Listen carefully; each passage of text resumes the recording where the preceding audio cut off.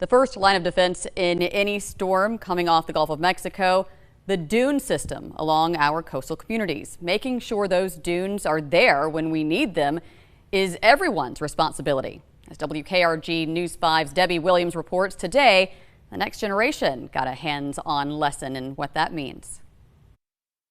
Well, how would you like to have this as your classroom? For about 200 Gulf Shore students, that's exactly what it was. Stop. There you go. Dig a hole. Perfect, guys. Pop in a plant. Boom, there you go. Save the world, or at least our little corner of the world, one plant at a time. Hey, Zach, can I get you 2 handfuls? Thank you, buddy.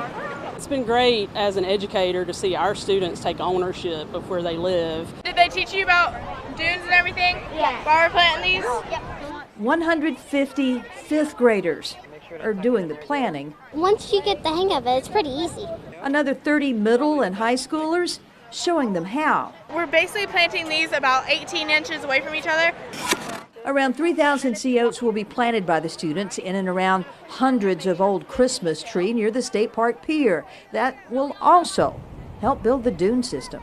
Those plants are going to grow, and more sand is going to come into it, and the dune is going to grow. We call them our Coastal Stewards, our ambassadors of the environment, and it's so amazing to see. A way to help the environment. Just like that, all the way to the line. Perfect. While also helping everyone and everything who lives here.